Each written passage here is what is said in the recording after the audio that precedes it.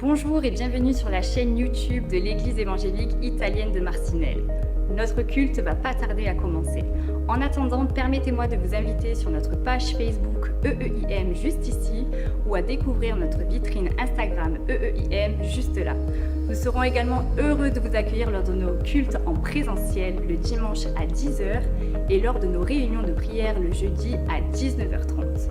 En plus de tout cela, nous organisons des réunions de jeunes les dimanches soirs à 18h, ainsi que des groupes de maison en semaine dont vous obtiendrez toutes les informations via cette adresse mail ou directement via les réseaux sociaux. Retrouvez toutes ces informations à la fin de la vidéo et les liens vers nos différentes plateformes en description ci-dessous. Nous vous souhaitons un bon visionnage et nous avons hâte de vous rencontrer au sein de notre église. À très bientôt.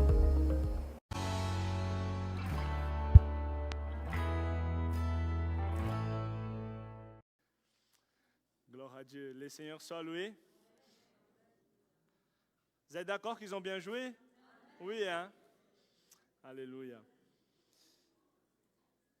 Voilà, chers amis, alors que les enfants se dirigent tout doucement vers les classes, nous allons donc passer ce matin à la parole du Seigneur. Et c'est toujours un plaisir d'être ce matin, d'avoir parmi nous ce matin les pasteurs Éric Maréchal avec son épouse Michel qui sont là. Merci en tout cas de répondre présent pour cette occasion. C'est avec, je le dis souvent, mais pour ceux qui ne le savent pas, donc le pasteur Éric Maréchal, c'est avec l'Église Connect que nous collaborons pour la mission Togo. C'est lui qui est à la tête, ça fait plus de 20 ans maintenant, avec cette mission, que nous partons d'ailleurs en février, là, pour nous, une deuxième fois. Mais voilà, et Éric, que Dieu te bénisse, tu as le temps que tu veux, 2 heures, 3 heures, 4 heures. Et voilà, à toi toute la place, tu peux venir. Il est un blagueur, hein. Regardez. J'aime le taquiner, je sais pas pourquoi. C'est difficile de passer après les enfants, je trouve. Surtout la petite, là, elle avait un débit, hein. J'ai honte d'ouvrir mes notes, moi. Non, vous êtes bénis d'avoir des enfants comme ça et je prie que le Seigneur fasse grandir encore, multiplie et que vous ayez plus d'enfants encore. Que cette église soit bruyante d'enfants. Amen. Qui veut plus d'enfants? Ouais, pourquoi pas? C'est vrai que c'est une question dangereuse. Alors ce matin, j'ai de la joie d'être avec vous. C'est pas la première fois maintenant. Je crois que ça fait déjà au moins 3 fois que tu m'invites. À la 4e, voilà. Ce matin, on célèbre Noël, mais je suppose que vous êtes tous d'accord avec moi pour dire que Noël, c'est pas vraiment une fête biblique en fait. Hein. Bon. Même dans l'histoire de l'Église, l'Église primitive ne fêtait pas Noël. On est aussi tous d'accord, je pense, pour dire que le 25 décembre, en fait, on n'en sait rien. On ne sait pas si c'est vraiment le jour de la naissance de Jésus. Il y a même peu de chances que ce soit le cas. On est aussi d'accord pour dire que, en tout cas, nous qui sommes chrétiens, quand on voit les rues commerçantes, les magasins remplis de guirlandes, de sapins, de cadeaux, les traiteurs qui font fortune pendant la période de Noël, c'est pas non plus pour nous, c'est pas non plus ça Noël. Et ce matin, j'aimerais vous parler du vrai sens de Noël. Et je pense que les enfants ont déjà amorcé le thème. Qu'est-ce que Noël pour nous alors? Si c'est pas tout cela, si c'est pas une fête biblique, si c'est pas une fête de l'Église primitive, si c'est pas le Père Noël et les cadeaux, etc. Qu'est-ce que Noël? On a eu souvent ce débat dans notre église à Bruxelles aussi. Est-ce qu'on fête Noël ou pas? Et en tant que pasteur, je pense que Noël, c'est une formidable occasion à ne pas manquer pour parler du plus grand des miracles qu'est l'incarnation, la venue de Jésus. On peut ne pas être d'accord avec tout ce qui tourne autour de Noël, mais je pense que nous ferions une erreur de passer à côté de l'occasion de saisir ce moment pour dire nous fêtons le plus grand des miracles, l'incarnation, le fait que Jésus soit venu. Nous ne sommes pas certains de la date, c'est vrai. On ne trouve aucune place de cette fête dans l'Église primitive, c'est vrai, c'est certain. Mais nous avons besoin, en tant que chrétiens, en tant qu'Église chrétienne, nous avons besoin de rappeler à ce monde qu'il a oublié qu'il y a environ 2000 ans de cela, Dieu s'est fait homme. Dieu s'est fait homme dans le but de nous racheter, dans le but de se faire connaître à nous, dans le but de se révéler. Noël, c'est l'incarnation de Dieu. Le mot incarnation signifie littéralement prendre chair. Et ce concept de l'incarnation, c'est le plus grand des mystères de la foi chrétienne. C'est vraiment le plus grand des mystères de la foi chrétienne. Le Dieu infini et éternel est devenu temporel et fini. Ce Dieu immense, ce Dieu omniprésent, omniscient, omnipotent a choisi de s'incarner dans un homme, dans un simple homme, en la personne de Jésus-Christ. Ce n'est pas seulement un événement historique, la venue de Jésus. Pour beaucoup, ça marque le moment, la naissance d'une nouvelle ère. Mais c'est plus qu'un événement historique, c'est une véritable révolution spirituelle, la venue de Jésus. L'incarnation est une véritable révolution spirituelle. Dieu a choisi de venir habiter parmi nous. Dans l'évangile de Jean, au chapitre 1, au verset 1, vous connaissez bien ce texte, il est célèbre, il est connu. Nous lisons « Au commencement était la parole, et la parole était avec Dieu, et la parole était Dieu. » Jésus n'a pas commencé à exister au moment où il est venu à Bethléem. Jésus est Dieu. Et Jésus a une existence éternelle avant sa venue à Bethléem. Avant de naître dans la crèche, Jésus existait déjà depuis toute éternité. C'est comme ça que Jean l'appelle la parole de Dieu. Elle était avec Dieu et elle était Dieu au commencement. Mais au moment de Noël, cette parole a pris un corps humain. Pourquoi ? Parce que Dieu voulait se rendre accessible. Avant l'incarnation, Dieu semblait lointain, inaccessible. Mais par Jésus, Dieu s'est rendu visible, Dieu s'est rendu tangible, Dieu s'est fait proche. C'est un peu comme ce roi qui vit dans son palais avec sa couronne, assis sur son trône, mais loin finalement de son peuple, loin de sa population. Il est juste servi sur son trône, mais personne ne connaît réellement ce roi parce qu'il vit un petit peu à l'écart du peuple, en dehors des réalités du peuple. Mais un jour, ce roi décide de retirer ses vêtements de roi, sa couronne de roi, de revêtir les habits du peuple, de descendre parmi son peuple, de travailler, de vivre et de manger avec son peuple. Alors, son peuple réalise que ce roi, finalement, n'est pas si lointain que cela, que son roi n'est pas si méchant que cela, son roi n'est pas si dur que cela. Son roi, finalement, est un roi qui aime son peuple. C'est ce que Jésus est venu faire au milieu de nous. Il a quitté sa gloire pour venir au milieu de nous. Et c'est ainsi que Jean poursuit au verset 14 et lâche, moi, ce que j'appelle une bombe. Pour nous, c'est devenu quelque chose de commun. Mais en fait, quand Jean dit « Dieu s'est fait chair », pour les gens qui écoutent à l'époque, c'est quelque chose de complètement fou. Oser dire que Dieu s'est fait homme, c'est quelque chose qui est complètement incorrect. C'est quelque chose qui est complètement hors de sens. C'est quelque chose qui choque. Aujourd'hui, on l'est moins, mais on devrait l'être encore. Jean 14, 1, 14 dit « Et la parole s'est faite chair. Elle a habité parmi nous, pleine de grâce et de vérité, et nous avons contemplé sa gloire, une gloire comme celle du Fils unique, venu du Père. » De tout temps, à toute époque, en tout lieu, des hommes ont voulu se faire Dieu. Des hommes se sont proclamés être des dieux. Des hommes ont demandé qu'on les adore, qu'on les vénère, qu'on les célèbre, qu'on les élève et qu'on dise d'eux « Tu es un Seigneur, tu es un Dieu ». On n'est pas étonné par cela. Ça s'est tout le temps produit. Et ça se produit encore aujourd'hui, sous d'autres formes, mais c'est la même chose.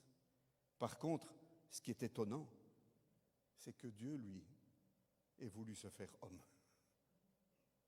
Nous ne sommes pas étonnés de voir des hommes se proclamer Dieu, mais voir Dieu devenir un homme, c'est quelque chose d'extraordinaire. C'est quelque chose qui nous dépasse. C'est une folie, en fait. La bonne nouvelle de l'Évangile, c'est une folie, mais c'est sagesse de Dieu. C'est ce que la Bible nous dit. Là où les hommes cherchent tout le temps à s'élever, Dieu, lui, s'est abaissé. Il s'est abaissé. C'est la doctrine de l'incarnation. Noël, pour le chrétien, c'est le rappel de cette incarnation.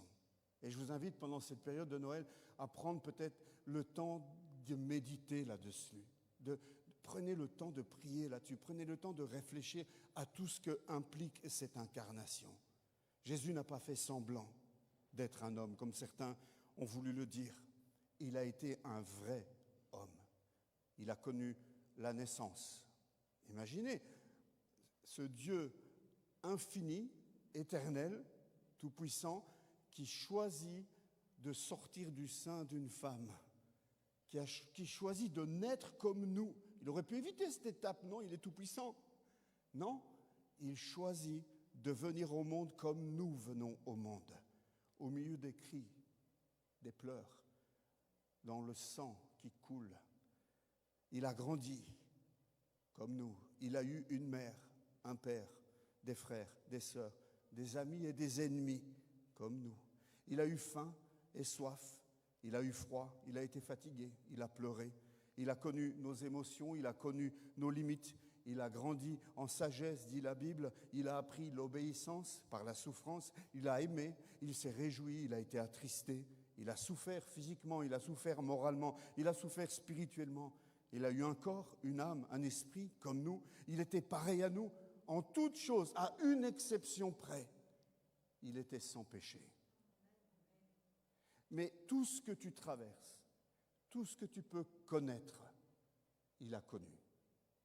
Il sait parfaitement, à une exception près, c'est que le péché n'a pas trouvé de place en lui, comme malheureusement il trouve si facilement place en nous.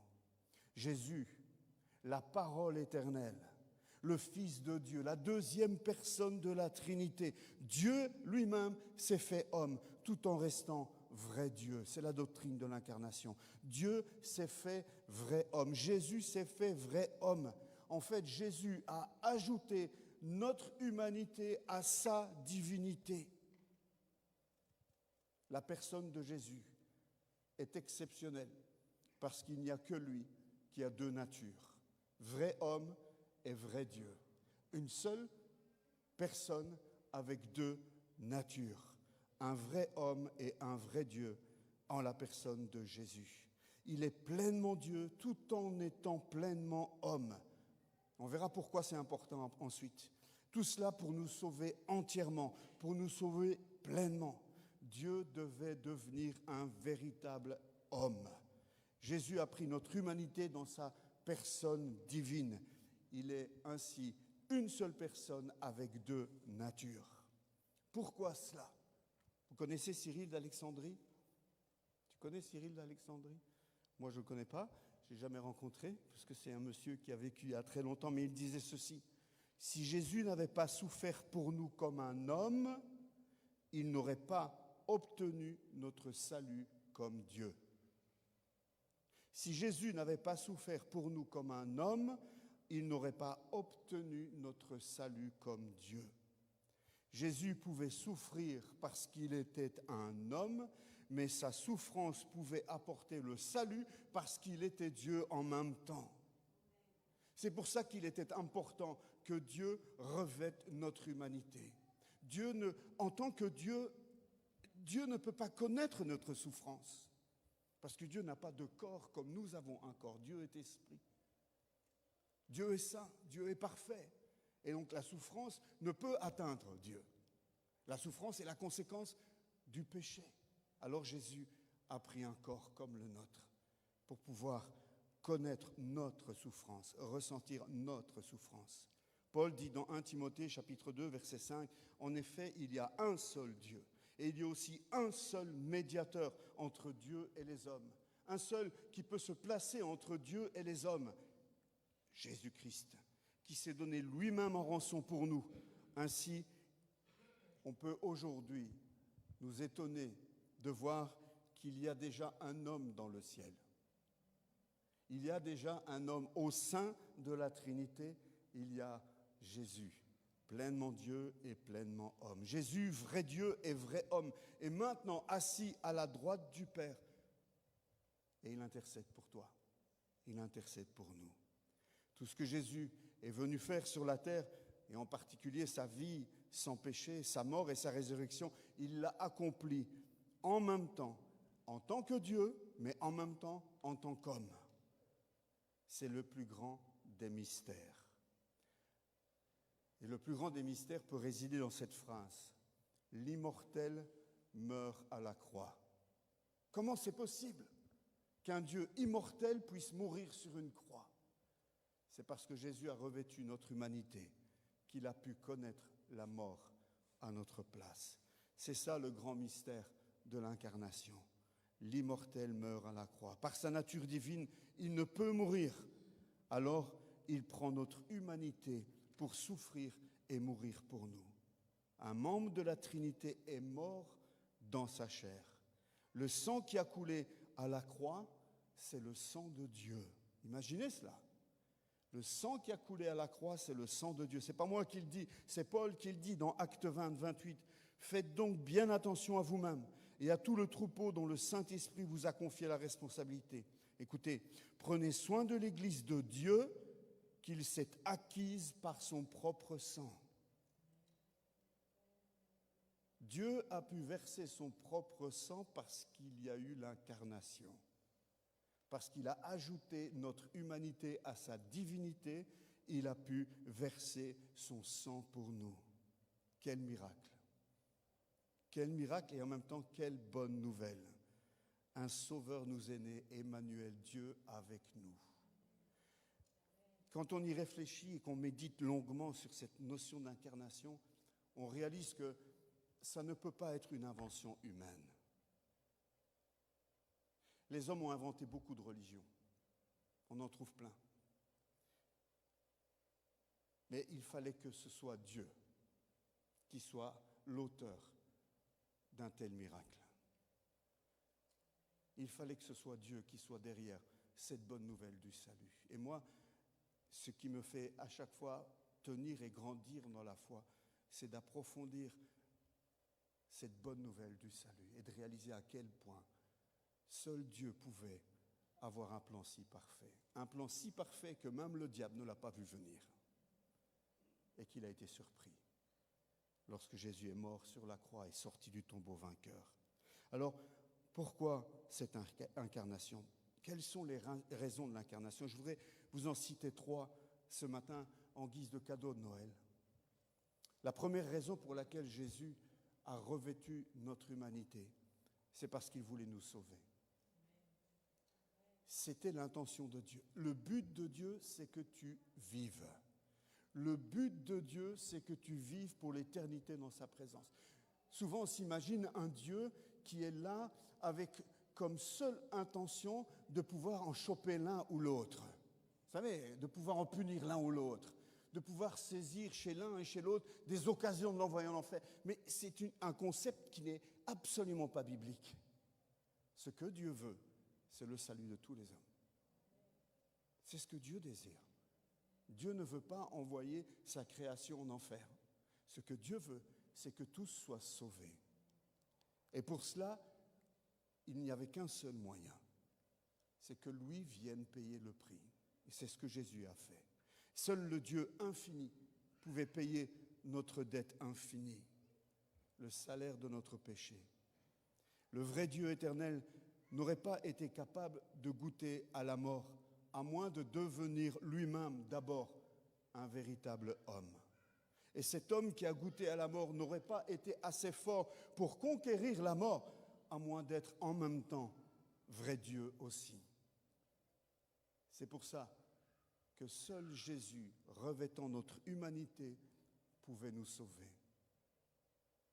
L'incarnation était le seul moyen pour Dieu nous sauver. Philippiens, chapitre 2, dit ceci, « Lui qui était de condition divine en parlant de Jésus, il n'a pas considéré son égalité avec Dieu comme un butin à arracher, mais il s'est dépouillé lui-même en prenant la condition de serviteur. En devenant semblable aux êtres humains, il est apparu comme un vrai homme et il s'est abaissé lui-même en devenant obéissant jusqu'à la mort, même la mort sur la croix. » C'est ce texte où on parle de la kénose de Jésus-Christ, le fait qu'il se soit dépouillé. Ce texte est un texte magnifique de l'apôtre Paul, qui nous montre comment Dieu s'est dépouillé, comment Dieu s'est rendu serviteur, comment il est devenu un simple homme. Paul nous révèle que Jésus a renoncé volontairement à ses privilèges divins. Il n'a jamais cessé d'être Dieu. Attention, il n'a jamais cessé d'être Dieu. Il ne pourrait pas. Mais il a volontairement renoncé à la gloire et au privilège de sa divinité pour pouvoir se mettre à notre niveau, pour pouvoir venir se mettre à notre hauteur et venir nous sauver. Il a pris l'apparence d'un serviteur, il est né dans une étable et il a grandi comme un homme ordinaire pour pouvoir nous sauver. La deuxième raison pour laquelle Jésus s'est incarné, c'est pour nous révéler le Père. Il y avait une véritable intention de la part de Dieu, le Père, de se révéler à nous de manière nouvelle. Hébreux chapitre 1, versets 1 à 3 dit « Après avoir autrefois de nombreuses reprises et de bien des manières parlé à nos ancêtres par les prophètes, donc on parle de l'Ancien Testament, Dieu, dans ces jours qui sont les derniers, nous a parlé par le Fils. Il l'a établi héritier de toutes choses et c'est par lui aussi qu'il a créé l'univers. Le Fils est le reflet de sa gloire et l'expression de sa personne. Il soutient tout par sa parole puissante. Après avoir accompli au travers de lui-même la purification de nos péchés, il s'est assis à la droite de la majesté divine dans les lieux très hauts. Ailleurs, Jésus dira lui-même qu'il est venu pour nous révéler le Père. Lorsque un de ses disciples lui dit « Jésus, montre-nous le Père », il dit à ce disciple « Quoi ? Mais celui qui m'a vu a vu le Père. » Le Fils de Dieu, la parole, a parlé par les prophètes, mais dans les derniers jours, il est venu lui-même nous révéler le Père. Le but de Jésus n'était pas seulement de nous sauver, le salut n'est pas une fin en soi. Le salut est la porte d'entrée qui nous permet de découvrir et de connaître Dieu. Non de manière intellectuelle, mais de manière intime. Jésus est venu nous sauver et nous réconcilier avec Dieu le Père pour que nous puissions avoir avec ce Père la même relation que Jésus a lui-même avec son Père. Une relation profonde, une relation d'intimité profonde, une vraie relation d'amitié, d'amour avec Dieu. C'est pourquoi Dieu a envoyé son Fils pour que nous connaissions le Père. Tu veux connaître comment est Dieu ? Lis les évangiles. Lis les évangiles avec un objectif, comprendre qui était Jésus. Et au travers de ce que Jésus dit, au travers de ce que Jésus fait, au travers de la manière dont Jésus se comporte dans toutes sortes de circonstances différentes, tu découvres la nature de Jésus. Tu vois et tu comprends qui était réellement cette personne merveilleuse qu'était Jésus. Et quand tu découvres Jésus, tu fais simplement le parallèle en disant « Mais tel Jésus est, tel le Père est. Celui qui m'a vu a vu le Père. » Et quand Jésus dit « a vu », il ne parle pas simplement de la vue des yeux. Jésus veut dire celui qui a appris à me connaître, celui qui a une relation intime avec moi et qui a compris qui je suis vraiment, eh bien, c'est pareil. Le Père est comme moi. Je suis comme le Père et le Père est comme moi. Lui et moi, nous faisons un, dira Jésus ailleurs. Jésus est venu pour nous incorporer dans l'intimité que lui avait avec le Père. Vous voyez, cette intimité qui existe depuis toute éternité au sein de la Trinité, Père, Fils et Saint-Esprit. Cette Trinité qui est en communion d'amour depuis toute éternité. Jésus est venu pour nous prendre et nous incorporer au sein de cette intimité de la Trinité. C'est quelque chose de phénoménal que peut-être nous trouvons trop banal. Nous étions en dehors de cette communion. À cause de nos péchés, à cause de nos fautes, nous étions exclus de cette relation. Nous vivions en dehors de cette Trinité. Nous étions ennemis par rapport à cette Trinité. Mais Christ, en s'incarnant et en venant vivre et mourir pour nous et ressusciter, il nous réconcilie avec le Père et il nous réincorpore à ce qui était à l'origine une relation parfaite avec cette Trinité Père, Fils et Saint-Esprit. C'est ça le miracle de l'incarnation. C'est ça que Jésus est venu accomplir, nous révéler le Père, nous réconcilier avec le Père. Et c'est là que son nom, Emmanuel, prend tout son sens. Dieu avec nous. Dieu avec nous, pas contre nous. Arrêtez de vous imaginer un Dieu contre vous. Ça, c'est pas Emmanuel. Emmanuel, c'est Dieu avec nous.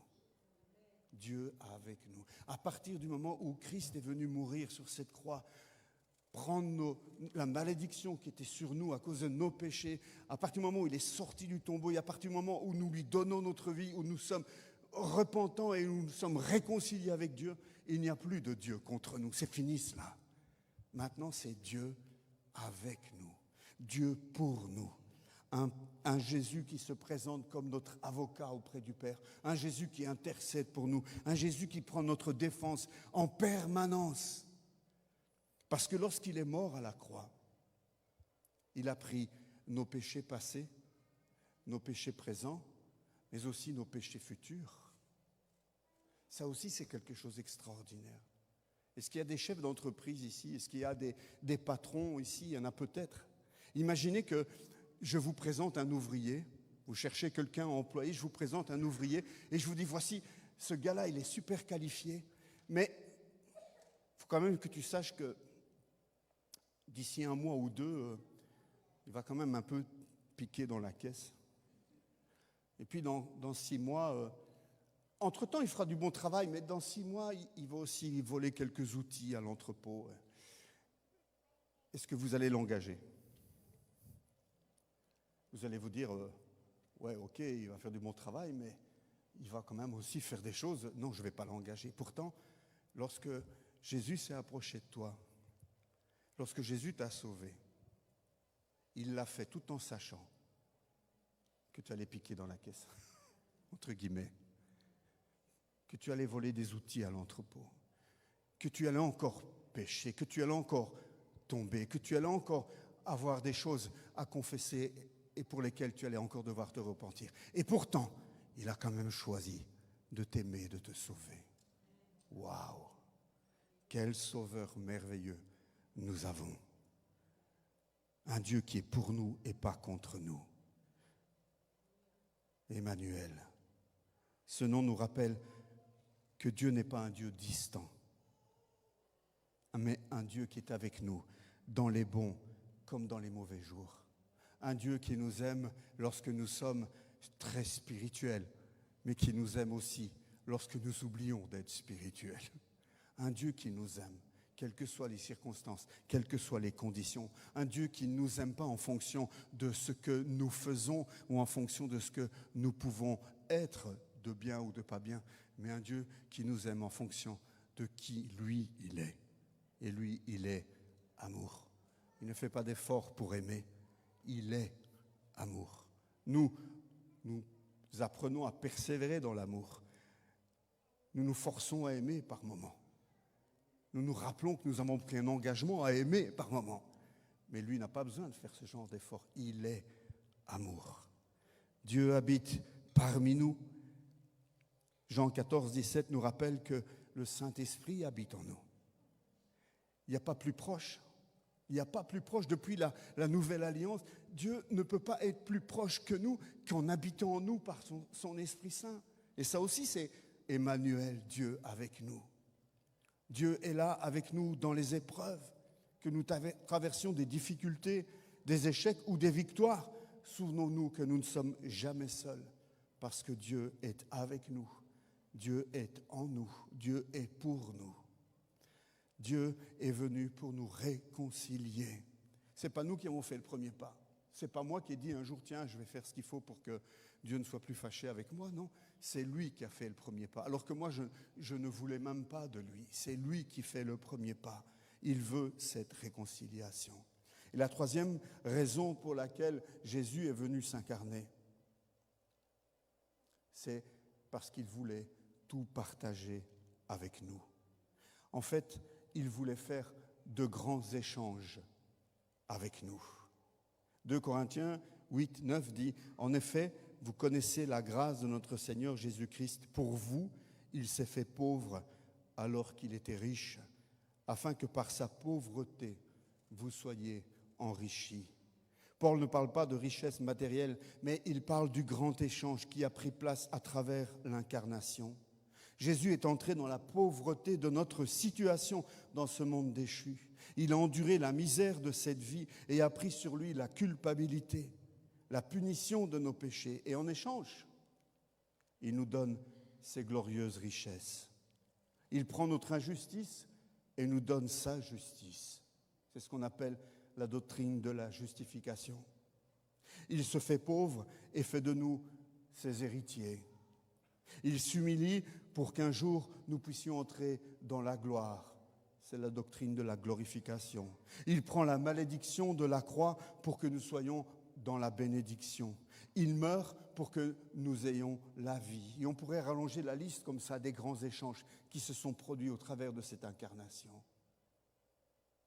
Merci Seigneur. En résumé, Dieu a pris ce qui était à nous pour lui, de manière à ce que nous puissions recevoir tout ce qui est à lui.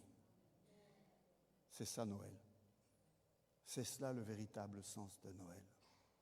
Dieu vient, il nous sauve, il nous réconcilie, mais il ne se contente même pas de cela. On pourrait déjà nous se dire c'est déjà pas mal, mais en plus de cela, il nous donne tout ce qui est à lui et il nous libère de tout ce qui est à nous et qui nous pesait. Il fait le grand échange. Le grand échange. Salut, réconciliation et échange. Ce sont les trois mots que vous pouvez retenir par rapport au vrai sens de Noël. Salut, réconciliation et échange. Alors, en cette période festive, frères et sœurs, n'oublions pas le vrai sens de Noël. Il n'y a rien de mal à s'échanger des cadeaux. Il n'y a rien de mal à bien manger à Noël. Mais ça serait vraiment lamentable et triste qu'en tant que chrétiens, nous limitions Noël à cela. Et qu'en la veillée de Noël, que le soir de Noël ou le jour de Noël, nous puissions nous rappeler de l'incarnation. Jésus s'est fait homme. Emmanuel, Dieu avec nous pour nous sauver, pour nous réconcilier et pour nous offrir tous les cadeaux du ciel. Nous sommes bénis de toutes les bénédictions spirituelles en Jésus-Christ, dit l'apôtre Paul. Ne nous concentrons pas seulement sur les cadeaux et la bonne nourriture, mais sur le grand mystère de l'incarnation, Emmanuel, Dieu avec nous. Prions ensemble. Et prenons le temps de méditer là-dessus. Je vous invite à vous lever avec moi, là où vous êtes. Jésus, nous voulons nous lever ce matin. Nous voulons nous lever ce matin dans ta présence parce que, Seigneur, nous voulons, après avoir entendu cette parole, nous voulons être vraiment dans la reconnaissance. Nous te sommes reconnaissants, Jésus, d'avoir quitté la gloire de ton ciel pour venir comme un simple homme, comme un serviteur. Nous voulons te remercier ce matin, Jésus, d'avoir revêtu notre humanité et d'avoir été obéissant jusqu'à la mort sur la croix. Nous voulons te dire merci, Jésus, du fond de nos tripes, de tout notre cœur, pour ce grand échange que tu es venu opérer. Tu as pris la malédiction qui était sur ma vie à cause du péché et tu l'as prise sur toi, sur cette croix. Et parce que tu étais vrai homme et vrai Dieu, tu as pu satisfaire la justice divine. Tu as bu cette coupe de la colère jusqu'à la lie, jusqu'au bout. Et il n'y a plus de colère sur nos vies, plus de condamnation sur nos vies, parce que nous sommes en Jésus-Christ. Jésus, merci d'être venu. Merci pour l'incarnation, Jésus. Merci d'avoir pris nos douleurs, nos maladies. Merci d'avoir souffert, d'avoir eu froid, faim, d'avoir connu le rejet, d'avoir connu la trahison. Merci, Jésus. Notre cœur déborde de reconnaissance ce matin. Et nous ne voulons pas vivre cette période de Noël, Seigneur, en perdant de vue ce que signifie pour nous Noël. Ta venue sur la terre, Dieu avec nous et plus contre nous. Sois glorifié, Jésus, pendant cette période, que dans chacune de nos églises, que partout sur la terre, Jésus, tes fils et tes filles puissent glorifier, élever ton nom, Jésus, te mettre à la première place et ne plus te voir comme un petit Jésus dans une crèche, mais te voir comme le vrai Dieu, vrai homme, glorifié à la droite du Père, siégeant pour l'éternité. Et nous nous réjouissons à l'avance avec les saints anges de ce jour où tout genou fléchira et où toute langue confessera, Jésus, que tu es Seigneur, à la gloire de Dieu le Père. Amen. Alléluia, gloire à toi. Alléluia, gloire à toi, Seigneur Jésus. Frères et sœurs, j'ai à cœur, si ce matin, je vais inviter l'équipe de louanges de venir prendre place, mais ce matin, tu as compris l'essence de cette incarnation. Tu as compris c'est pourquoi Jésus il est venu, pourquoi il s'est incarné, s'est fait chair, pourquoi il est mort à la croix, pour le salut, pour cette restauration, pour nous donner cet échange de bénédiction. Si ce matin, tu veux prier avec nous, tu veux persévérer dans ce chemin de foi, j'aimerais prier avec le pasteur Eric ce matin pour toi. Je vais vous demander de rester debout si c'est possible. Et si ce matin cette parole vous a touché, si vous avez compris l'essence du vrai Noël que nous fêtons, que nous célébrons aujourd'hui, du message que nous transmettons ce matin, je t'invite à t'avancer ce matin. Ici, nous allons prier pour toi. Alléluia. Gloire à toi, Seigneur Jésus. Gloire à ton nom, Seigneur.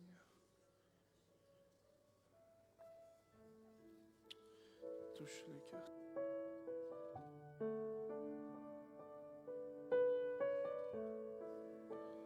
Gloire à toi, Seigneur.